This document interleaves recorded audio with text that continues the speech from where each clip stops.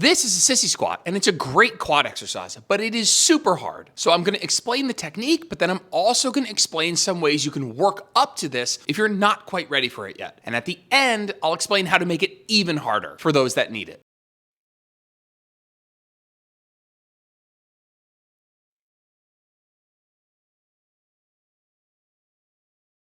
Find something to hold on to for assistance. My preference is the head of the bench, but you can use your squat rack with one hand, your squat rack with two hands, or even something like your countertop in your kitchen. Hold on with one hand or two hand, it doesn't matter. Assistance is a good thing. You should be helping yourself to do this. From there, I want you to go up on your tippy toes, slight glute squeeze, and I want you to imagine that there are two strings attached to you. One is attached from the front to the front of your knee going forward, and the other to the back of your shirt from behind you.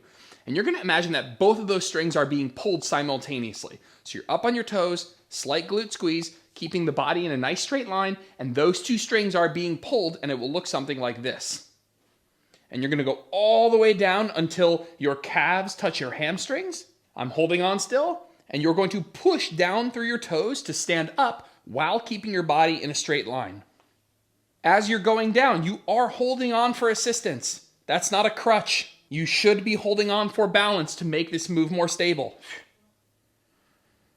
The two biggest mistakes that I see are not using enough assistance and people forgetting about the string on the back of their shirts. They just get pulled forward like this. That's not what we want to do. You want your hips staying straight, and you want your hips going straight down. So my shoulders go back, my knees go forward, and it looks again like this. Big stretch in the quads. You'll feel it a bit in your hip flexors. Calves will touch hamstrings. And then we come back up.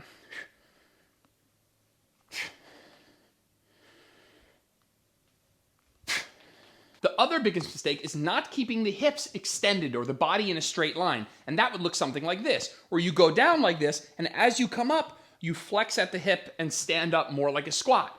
And that just happens because it's moving your body into a more advantageous position. Doing it like this, isolating the quads, is much harder. It'd be a lot easier if on the way up you shifted your butt back and used your glutes to stand up. If that's you, chances are you're not pulling hard enough. You're not assisting enough. A lot of people view this as a crutch. It's not. Instead of assisting your body by bringing the glutes into the equation, assist your quads by pulling a little bit with that hand on whatever you're holding on.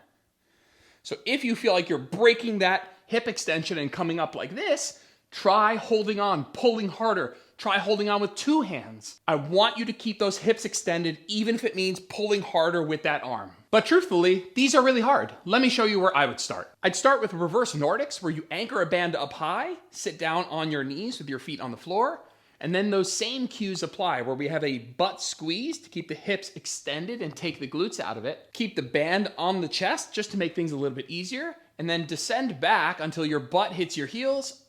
Big quad stretch, come back up.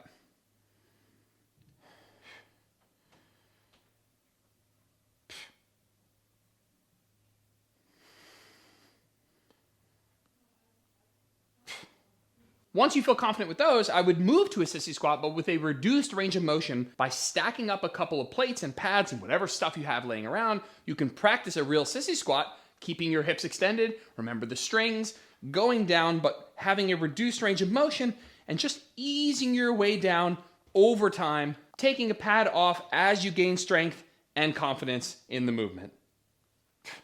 And eventually you'll be here with no plates, and even though the goal isn't to touch the ground, you're gonna get pretty darn close. And so removing those pads will help you progress things over time.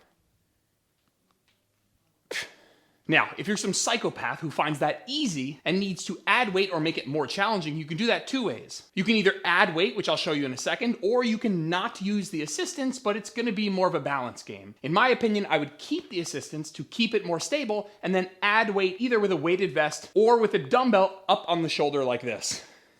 And so that would look like this, same technique, same hips extended, same strings, and we're going back.